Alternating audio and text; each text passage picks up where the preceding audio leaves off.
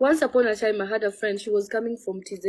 Akaniambia, mom, niko na wageni, wasichana wa shau mnajua kile namaanisha. Niko na wageni inamaanisha I have men that wants ladies so organized. Mimi hawakunipatia budget, nilikuwa na work tuna. Normally of course hawakuji kulala kwangu. Sina hata nyumba kubwa ya ku accommodate people. So me I go to Lavington. There was a house nilikuwa najua hapo. Close to Lavington Mall. Nikasema acha niende niangalie hiyo Airbnb. It was a 4-bedroom on compound Airbnb. Mnajua hizo manyumba. So let's say bedroom zote kwa hiyo villa ilikuwa kama 7 hivi. The lady called me and tells me they like the house and stuff. I book for them. Me I get the money. Paka nikafurahia hiyo biashara because nimepewa pesa. Hata siwakuniambia budget. Me after nilipata nyumba nikawaambia this is it. They just sent money, like extra money, and they were staying for only 2 days. There were 6 men. That was 2020 when 2020 start of March, April 2020 March. So when the guys came, to cut the long story short, wakafika Nairobi, I took them to the apartment, to the villa that was now in Runda. So when we went to Runda, nikawaeka kwa nyumba and stuff, wakaji fix nini. So my own was to go back and look for what? For ladies. I had friends then. So I had to get like 3 friends from my friends and outside friends. Unajua to these deals, you have to put your friends to, kama kweli you want your friends to benefit. And then I had to look for other 3 ladies now from outside, which niliwatoa Facebook. Sikuwaga hata na nilikuwa na Instagram but sikuanga active. From Mombasa moja, wawili Nairobi, nikapata madem. Huyo wa Mombasa akalipiwa ticket akakuja Nairobi. So madem wakakuwa 6. So plus mimi 7 plus ule dem 8. So sisi ndo, let's just say sisi ndo wenye deal and stuff, na sasa kuna the other 6 ladies.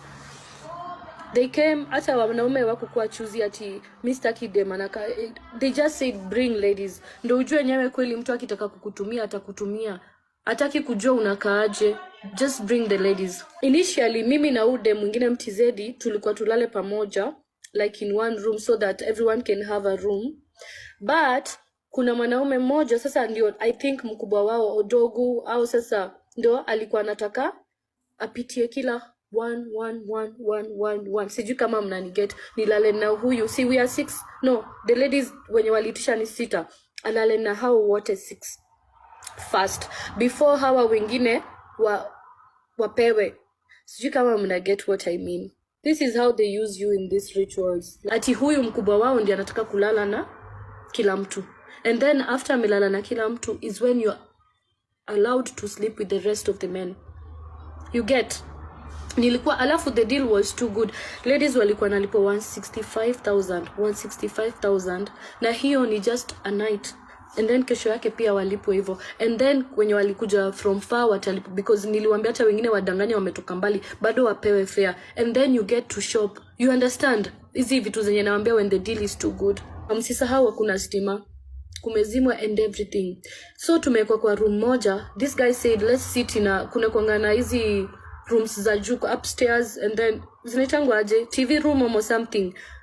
Atuko sasa downstairs, tuko sasa kwa rooms juu, but hapo there is a sitting room. So they said because there is no electricity and we are not gonna use the phones and stuff, let's stay here kwa room moja. Mind you, we can't see what is happening at that point, and then everywhere is kuna giza. So we sit and we are like, everyone here wanakuita paka jina yako, ni kama venye teacher anawaitaga shule, present. Wakautuliza, is anyone wearing a bra or pant? Yani sasa unaona, yeah, tulikuwa acha nitaget maji. Tulikuwa kwa hiyo TV room. Let me even talk in a slow mo, maybe nitakuwa sawa. So after TV room tukagadaiwa hapo wote, but mtu mmoja ndiye alikuwa na miss, which ni mkubwa wao. The guys knew what the guy was doing, but sisi tujui. So tuko hapo kwa family room, tumekaa tu, sasa hatuna simu, hakuna conversation, and then someone goes, hata tujui ni nani anaongea at that point. So one goes like, is anyone wearing a bra and pant? Kuna mwenye amevaa bra and pant, and then they were not talking in, they are not Kenyans or they are not Tanzanians, ni ma West Africans, but they have lived their, let's say, half life maju. Mimi nikauliza, but why? no one gave me an answer, and sikujua nani anaongea. That aside, tukaka, and this guy started saying, if anyone can guess what's the time, atakuwa wa kwanza kuingia kwa room fulani. Like, what a joke. Someone has to guess what's the time at that time ndo aingie kwa room, because kumbe sisi now, if this is something I get to understand baadaye venye hizi vitu zinawakingi.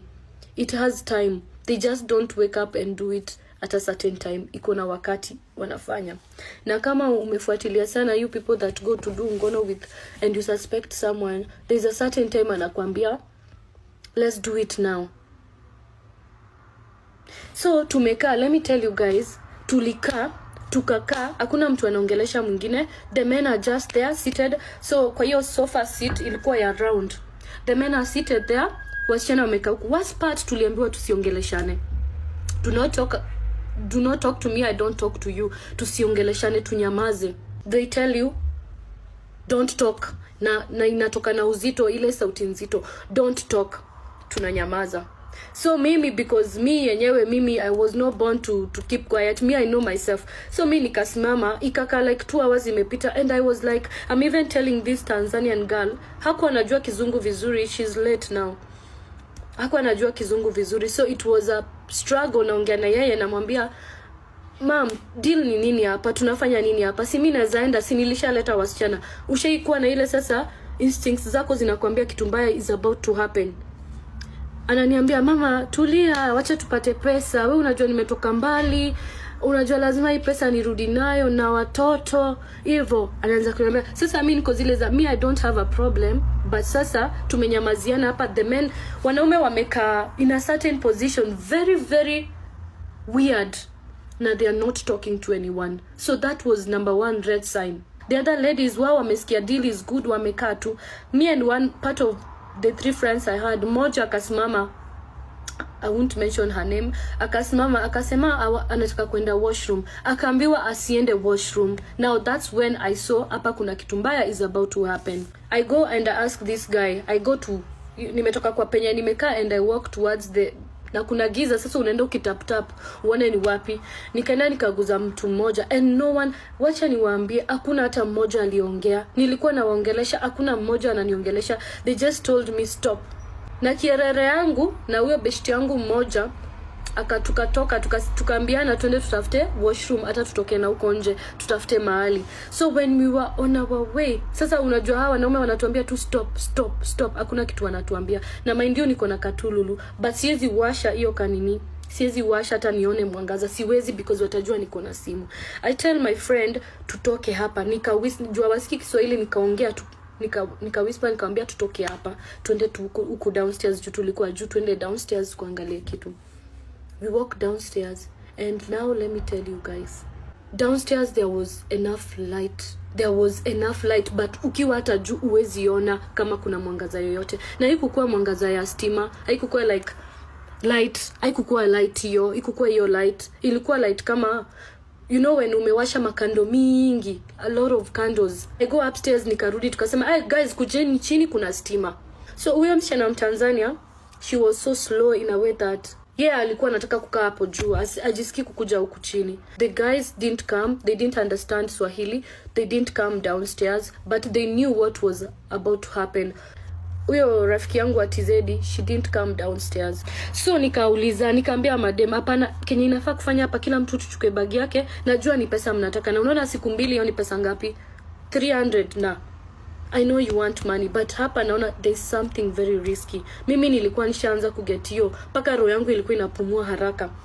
Wakakataa, hao wanaume wote wakateremka chini. Tulikuwa tunaitwa juu, but wakakuja chini. Kumbuka I had 3 friends wenye mimi nimekuja na wao, na wengine nimetoa Facebook, siwajui. So ni wasichana tu walikuwa wanatakanga hizo connections. And I tell my 2 friends, kwa nini amget kenye inaendelea? Mimi naona kama kuna kitu weird inaendelea kwa hii nyumba. My one friend is the only person, she's very strong in prayers. She's the only person alikuwa anaelewa kenye inaendelea. Anasema hapa, enyewe Tiana, hapa kuna kitu mbaya. She used to live here in Ruaka too. For example, West Africans kuna nyungu anatumianga kunini cassava, kupiga cassava, that kanyungu, that iyo ndio ilikuja iko na nyama imechemshwa, nyama